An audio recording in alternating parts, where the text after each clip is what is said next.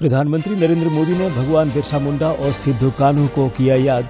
कहा, भारत में आदिवासी योद्धाओं का रहा है समृद्ध इतिहास। मुख्यमंत्री हेमंत सोरेन कल दुमका में मयूराक्षी नदी पर बने राज्य के सबसे बड़े पुल का करेंगे उद्घाटन। 500 करोड़ रुपए से ज्यादा की विकास परियोजनाओं की देंगे सौगात। मेरी माटी मेरा देश अभियान के तहत अमृत कलश यात्रियों को लेकर रांची से दूसरी स्पेशल ट्रेन दिल्ली के लिए हुई रवाना। केंद्रीय मंत्री अर्जुन मुंडा ने दिखाई हरी झंडी। और राज्य में शिक्षा विभाग के समन्वय से लाखों युवा मतदाताओं के पंजीकरण की पहल। मुख्य निर्वाचन पदाधिकारी ने सभी जिलों के डीईओ के साथ की बैठक, दिए आवश्यक निर्देश।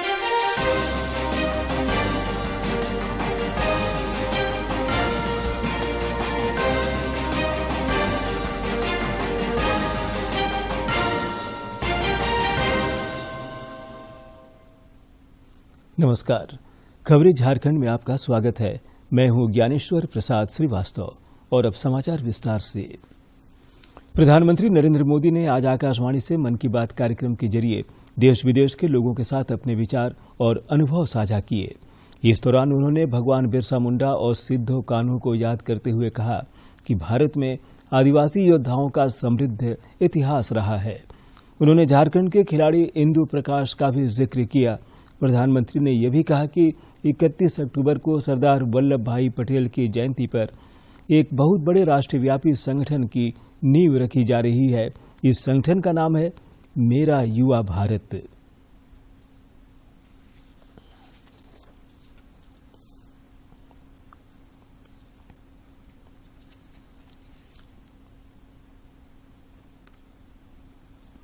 भगवान बिरसा मुंडा हम सबके हृदय में बसे हैं। सच्चा साहस क्या है और अपनी संकल्प शक्ति पर अड़िग रहना किसे कहते हैं, ये हम उनके जीवन से सीख सकते हैं। भगवान बिरसा मुंडा ने प्रकृति के साथ सद्भाव से रहना, इस पर भी हमेशा जोर दिया। आज भी हम देख सकते हैं कि हमारे आदिवासी भाई बहन प्रकृति की देखभाल और उसके संरक्षण के लिए हर तरह से समर्पित है। हम सबके लिए हमारे आदिवासी भाई बहन का ये काम बहुत बड़ी प्रेरणा है। भारतवर्ष में आदिवासी योद्धाओं का समृद्ध इतिहास रहा है। इसी भारत भूमि पर महान तिलका मांझी ने अन्याय के खिलाफ बिगुल फूंका था। इसी धरती से सिद्धू कान्हू ने समानता की आवाज उठाई। हमें गर्व है कि जन योद्धा टंट्या भील ने हमारी धरती पर जन्म लिया। मुख्यमंत्री हेमंत सोरेन कल 2 दिवसीय दौरे पर दुमका जाएंगे। वे मयूराक्षी नदी पर नवनिर्मित राज्य के सबसे बड़े पुल का उद्घाटन करेंगे। इस दौरान मुख्यमंत्री 500 करोड़ रुपए से अधिक की विकास परियोजनाओं की सौगात भी संथाल परगना को देंगे। मुख्यमंत्री के आगमन को लेकर प्रशासनिक तैयारियां तेज कर दी गई हैं। जिले के उपायुक्त ए डोडे ने कार्यक्रम स्थल का निरीक्षण कर संबंधित अधिकारियों को कई निर्देश दिए हैं।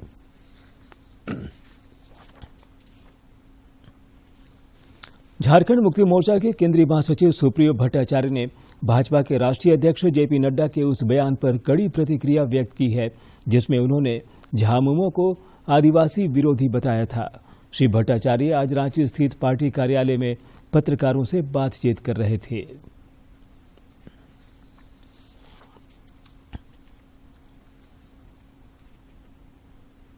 इंडोनेशिया से कोयला चला गुजरात के लिए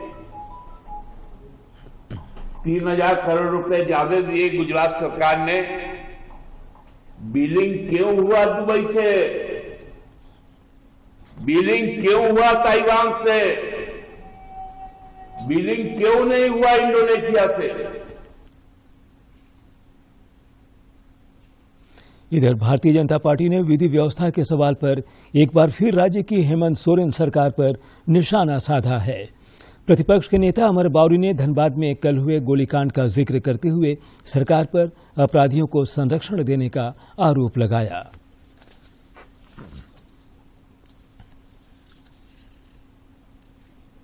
उधर धनबाद के सांसद पीएन सिंह ने भी कहा है कि विधि व्यवस्था के मोर्चे पर राज्य सरकार पूरी तरह से विफल है। उन्होंने आज बोकारो में एक कार्यक्रम के दौरान सरकार पर निशाना साधते हुए कहा कि राज्य में अपराधी बेलगाम हो गए हैं और सरकार कुंभकर्णी निद्रा में है।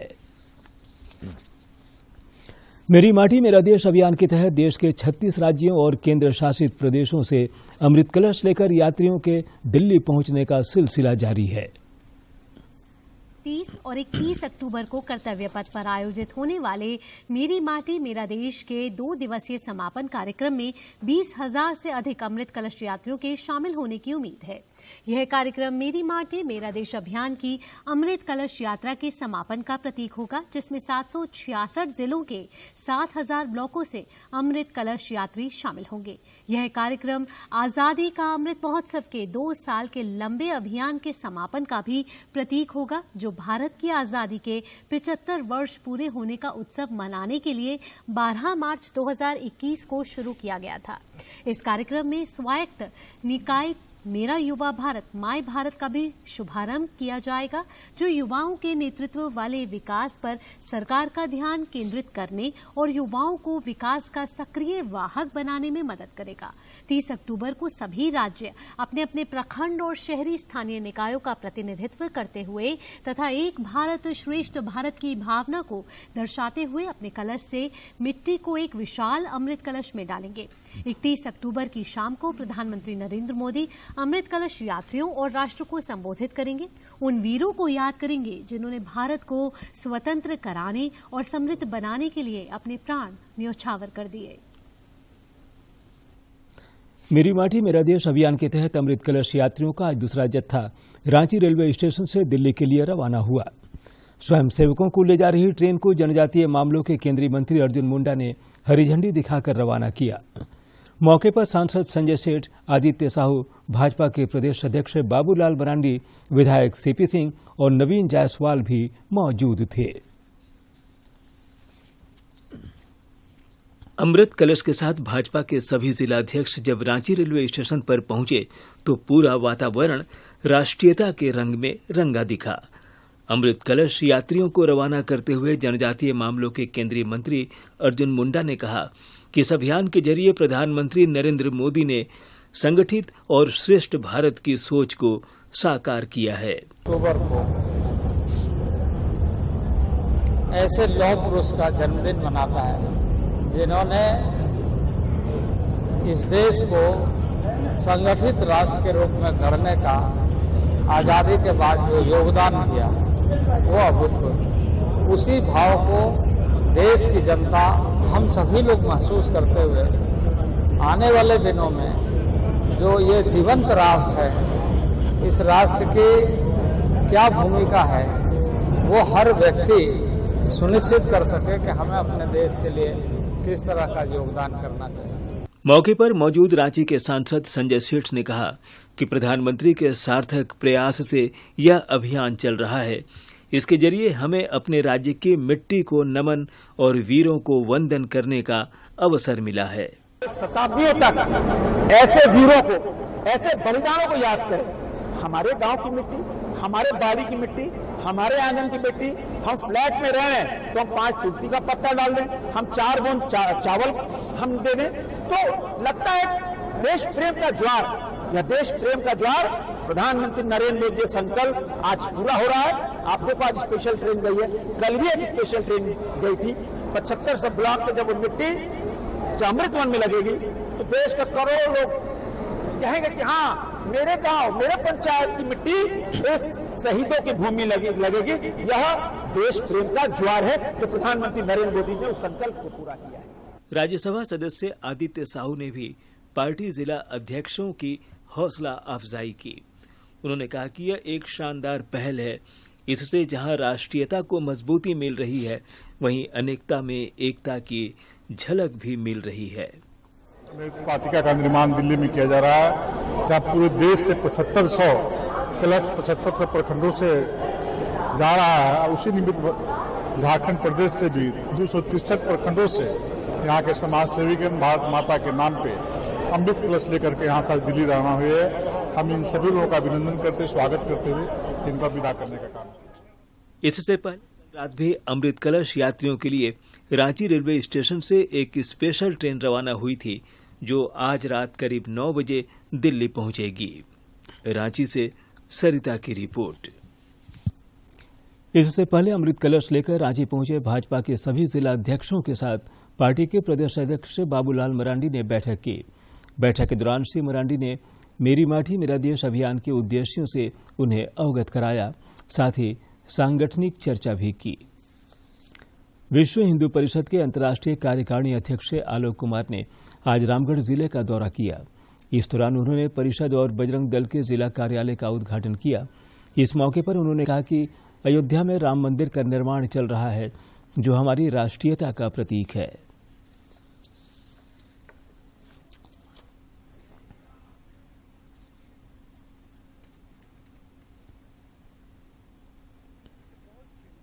दुख की बात है, हमास सरकार नहीं है, हमास एक टेररिस्ट ऑर्गेनाइजेशन है। उसने इजराइल पर अनप्रोवोक्ड हमला किया। 1400 लोग मारे गए, जिसमें डिफेंस के कम हैं, सिविलियंस माने नागरिक ज्यादा है। और जिन 200 लोगों को बंधक बनाया, उसमें बच्चे और बुजुर्ग भी हैं। इस घटना की तो सर्वत्र निंदा ही की जा सकती थी।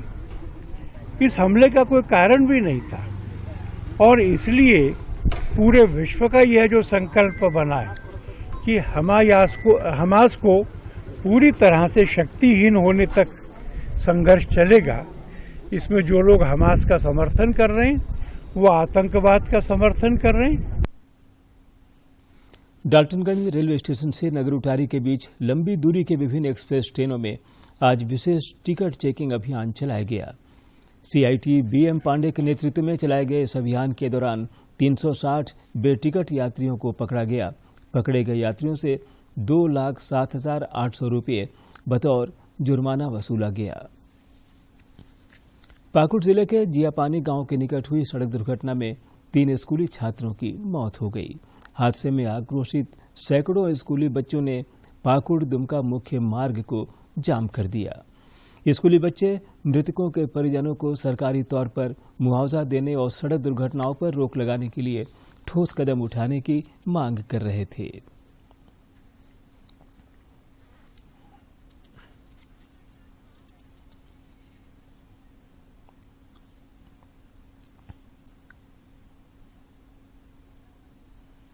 रेमबल स्ट्रीट या लाइट वाइट कुछ फैसिलिटीज होना चाहिए कि एक्सीडेंट ना हो। एक्सीडेंट तो होते रहता है, होगा ही। और तो मतलब ऐसे करना चाहिए कि यहाँ गार्ड वार्ड रहेगा, लाइट वाइट रहेगा, या मतलब नहीं होना, जैसे नहीं होगा ऐसे होना चाहिए। इसके बाद जिसका परिवार में घटना हुआ, उन लोग को उचित मुआवजा दिया जाए। राज्य के मुख्य निर्वाचन पदाधिकारी के रवि कुमार ने नए युवा मतदाताओं को मतदाता सूची में जोड़ने के लिए अनूठी पहल की है। विभिन्न स्कूलों में कक्षा 11वीं और 12वीं में पढ़ने वाले छात्र छात्राओं जिनकी उम्र 17 से 18 वर्ष के बीच है, उन्हें भावी मतदाताओं के रूप में चिन्हित किया जा रहा है। इस सिलसिले में मुख्य निर्वाचन पदाधिकारी, शिक्षा विभाग और निर्वाचन विभाग के जिला स्तरीय पदाधिकारियों के साथ वर्चुअल बैठक की और आवश्यक दिशा निर्देश दिए। जमशेदपुर में शरद पूर्णिमा के अवसर पर डांडिया और रास गरबा का आयोजन किया गया। अग्रसेन भवन में आयोजित इस कार्यक्रम में महिलाओं के साथ साथ छोटे छोटे बच्चों ने भी हिस्सा लिया।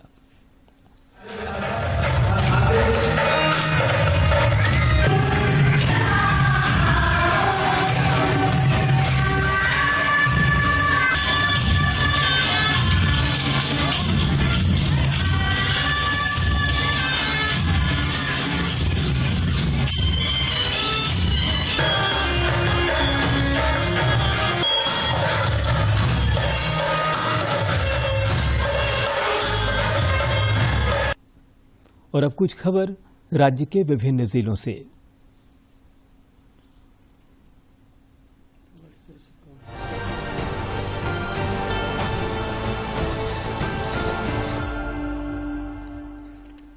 सांस्कृतिक कार्य निदेशालय की ओर से इस बार राजभवन के बिरसा मंडप में कई राज्यों का स्थापना दिवस 1 नवंबर को मनाया जाएगा।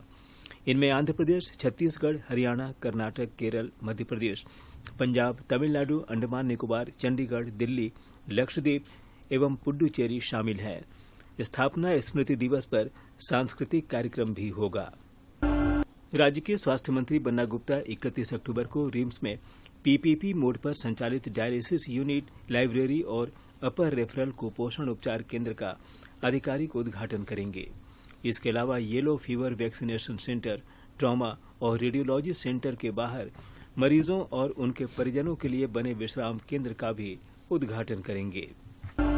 राज्य के सरकारी स्कूलों में व्यावसायिक शिक्षा ग्रहण करने वाले विद्यार्थियों को 80 घंटे की इंटर्नशिप अनिवार्य रूप से कराई जाएगी। साथ ही इन विद्यार्थियों को इंटर्नशिप के दौरान 1200 रुपये का स्टाइपेंड भी मिलेगा। ये राशि उनके बैंक खाते में डायरेक्ट बेनिफिट ट्रांसफर की जाएगी। इस दौरान सभी विद्यार्थियों को बैंक खाता अनिवार्य रूप से खोलने का निर्देश दिया गया है। रांची के नामकुम स्थित चाय बागान के समीप आज साफ सफाई के दौरान कचरे के ढेर में छिपाकर रखा गया बम ब्लास्ट हो गया। इसमें एक व्यक्ति घायल हो गया। बताया जा रहा है कि चाय बागान के पास एक बाउंड्री के समीप प्लास्टिक का कचरा था। कचरे की ढेर में युवक ने जैसे ही आग लगाया, जोरदार आवाज के साथ उसमें छिपाकर रखा गया बम विस्फोट हो गया। रांची नगर निगम की स्वच्छ दुर्गा पूजा पंडाल प्रतियोगिता में हरमू स्थित पंच मंदिर दुर्गा पूजा समिति को प्रथम स्थान से नवाजा गया है, जबकि द्वितीय स्थान पर जोड़ा तालाब स्थित इंद्रप्रस्थ कॉलोनी महावीर मंदिर दुर्गा पूजा समिति और तृतीय स्थान पर गोंदा स्थित सीएमपीडीआई श्री श्री दुर्गा पूजा समिति रहा।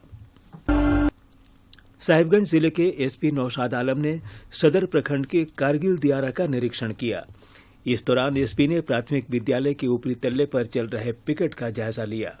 ग्रामीणों से घंटों बातचीत कर पूरे क्षेत्र में अपराध की विस्तृत जानकारी ली। एसपी ने बताया कि पिकेट को विद्यालय से दूसरी जगह शिफ्ट किया जाएगा। रांची जिले के बेड़ो थाना क्षेत्र के बाजार टांड के पास एक महिला की पत्थर से कूचकर निर्ममता से हत्या कर दी गई है। यह घटना देर रात की बताई जा रही है।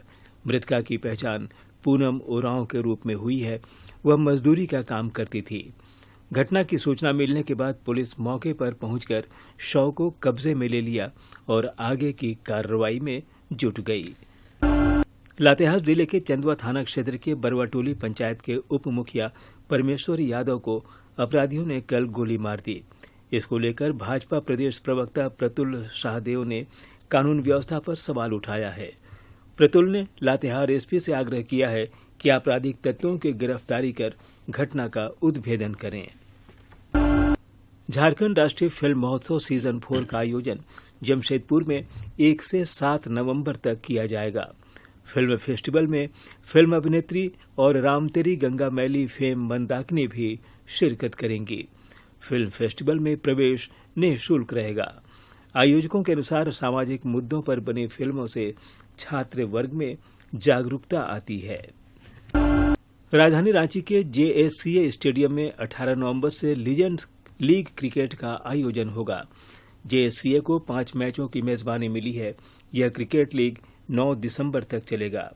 इसमें क्रिकेट जगत के धुरंधर खिलाड़ी दिखाई देंगे। एलएलसी ने इस सीजन के टिकटों की बिक्री शुरू करने की घोषणा की।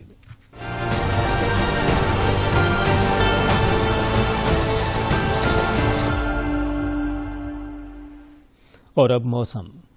राजधानी रांची समेत राज्य भर में रात के तापमान में 3 डिग्री सेल्सियस तक की गिरावट का पूर्वानुमान जताया गया है। मौसम विज्ञान केंद्र रांची के अनुसार तापमान में गिरावट के साथ ही ठंड बढ़ने की संभावना है। पिछले 24 घंटे के दौरान राज्य में सबसे अधिक तापमान 33.4 डिग्री सेल्सियस डाल्टनगंज में दर्ज किया गया, जबकि सबसे कम 14.9 डिग्री सेल्सियस तापमान गढ़वा में रिकॉर्ड किया गया। रांची में खेली जा रही एशियाई महिला हॉकी चैंपियंस ट्रॉफी में भारतीय टीम का शानदार प्रदर्शन जारी है। प्रतियोगिता में कल भारत का मुकाबला चीन के साथ होगा, जबकि दक्षिण कोरिया की भिड़ंत मलेशिया से होगी। कल ही थाईलैंड और जापान के बीच भी मुकाबला होगा। इधर रांची नगर निगम भवन इन दिनों आकर्षण का केंद्र बना हुआ है। इस भवन पर लेजर शो के माध्यम से भारतीय हॉकी में झारखंड के खिलाड़ियों के उत्कृष्ट योगदान की कहानी साझा की जा रही है।